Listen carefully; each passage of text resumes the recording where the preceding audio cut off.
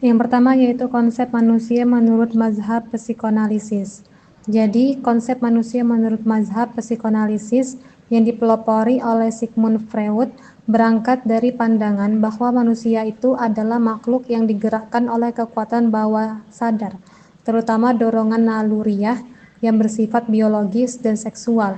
Berikut ini penjelasan konsep manusia dalam pandangan psikoanalisis.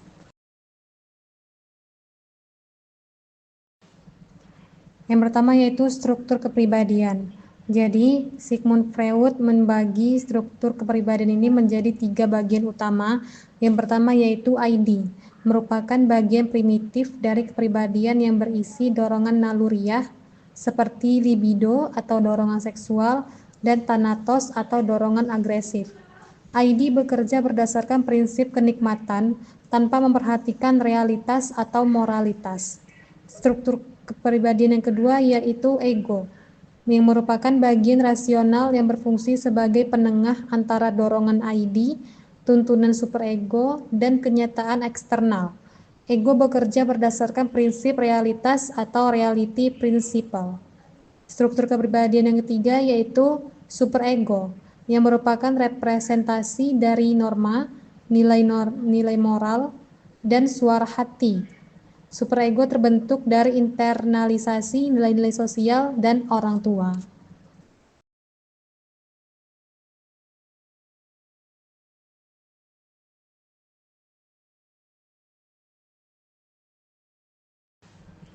Yang kedua yaitu konsep determinisme psikis.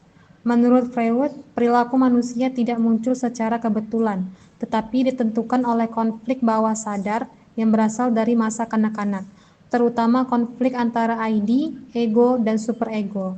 Freud meyakini bahwa pikiran bawah sadar menyimpan berbagai pengalaman masa kecil, konflik emosional, dan dorongan naluriah yang ditekankan. Hal-hal ini tidak hilang, tetapi mempengaruhi perilaku seseorang, meskipun orang tersebut tidak menyadarinya.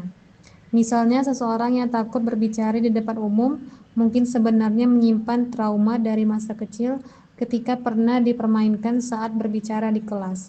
Meskipun ia tidak mengingatnya secara sadar, pengalaman itu tetap hidup di alam bawah sadar dan mempengaruhi tindakannya sekarang. Yang selanjutnya yang ketiga yaitu manusia sebagai makhluk yang kompleks. Freud melihat bahwa manusia sebagai makhluk yang kompleks dan seringkali tidak sadar akan motivasi sejatinya. Banyak keputusan dan perilaku manusia berasal dari konflik bawah sadar.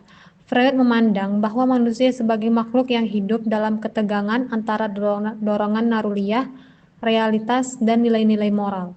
Ketiga bagian kepribadian ini seringkali tidak selaras, sehingga menimbulkan konflik internal yang mempengaruhi pikiran, perasaan, dan tindakan seseorang. Konflik ini tidak selalu disadari, tetapi bisa muncul dalam bentuk gejala kejiwaan seperti kecemasan, depresi, mimpi buruk, atau perilaku kompulsif.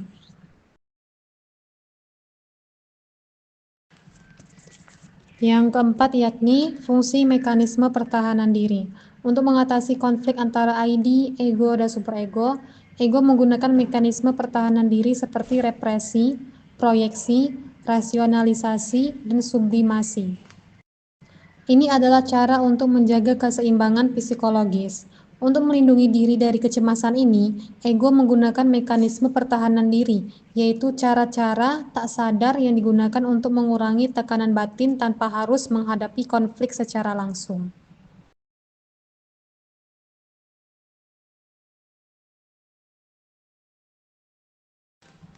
Yang selanjutnya yaitu tahapan perkembangan psikoseksual. Freud juga mengenalkan tahapan perkembangan psikoseksual atau oral, anak, falik, laten, dan genital yang diyakini memengaruhi kepribadian seseorang di masa dewasa, tergantung pada apakah seseorang berhasil atau gagal menyelesaikan konflik di setiap tahapan. Freud berpendapat bahwa kepribadian manusia terbentuk sejak masa kanak-kanak, dan proses ini berlangsung melalui 5 tahap perkembangan psikoseksual. Disebut psikoseksual karena setiap tahapan berpusat pada zona tubuh tertentu, disebut zona erogen. tempat di mana energi seksual libido difokuskan.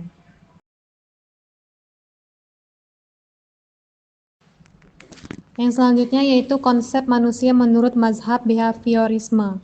Jadi, konsep manusia menurut mazhab behaviorisme atau yang disebut juga dengan aliran perilaku yang berakar dari psikologi dan pendidikan barat dan berfokus pada perilaku yang dapat diamati sebagai kunci untuk memahami manusia.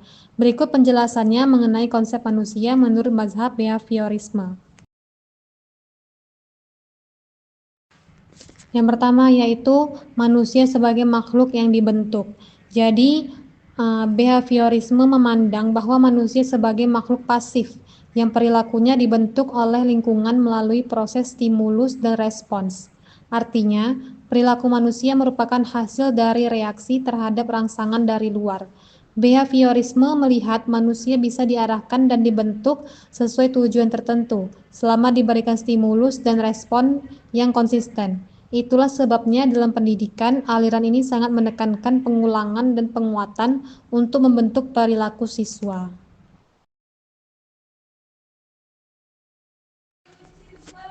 Yang kedua yaitu tidak menekankan aspek batin. Aspek seperti pikiran, perasaan, dan niat dianggap tidak bisa diamati secara langsung, sehingga tidak menjadi fokus utama. Behaviorisme lebih tertarik pada perilaku lahiriah yang bisa diukur dan dikendalikan. Daripada mencari tahu mengapa seorang marah atau dari sisi emosional, behaviorisme lebih tertarik mengamati bagaimana kemarahan itu ditunjukkan, atau misalnya membentak, memukul, dan lain sebagainya. Dan apa penyebab di lingkungannya atau stimulus yang membuat ia marah. Yang selanjutnya yaitu pembelajaran adalah hasil dari kebiasaan. Menurut behaviorisme, manusia belajar dari penguatan dan hukuman. Jika suatu perilaku diikuti oleh akibat yang menyenangkan, maka perilaku itu akan cenderung diulang atau disebut dengan penguatan. Jika akibatnya tidak menyenangkan, maka perilaku itu akan cenderung ditinggalkan atau yang disebut dengan hukuman. Dalam behaviorisme, belajar dipahami sebagai proses pembentukan kebiasaan atau habit formation melalui hubungan antara stimulus atau rangsangan dan respons atau reaksi dan perilaku. Jika hubungan ini diperkuat secara terus-menerus, maka akan terbentuk kebiasaan. Yang selanjutnya yaitu tokoh-tokoh penting. Yang pertama ada John B. Watson yang merupakan pelopor behaviorisme yang menyatakan bahwa semua perilaku dapat dijelaskan tanpa perlu mengacu pada kesadaran atau jiwa.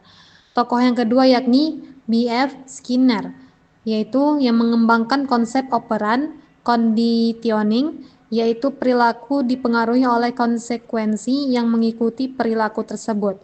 Dan tokoh yang ketiga yaitu Ivan Pavlov, yang terkenal dengan eksperimen klasikal conditioning pada anjing yang menunjukkan bahwa respons bisa dikondisikan oleh stimulus tertentu.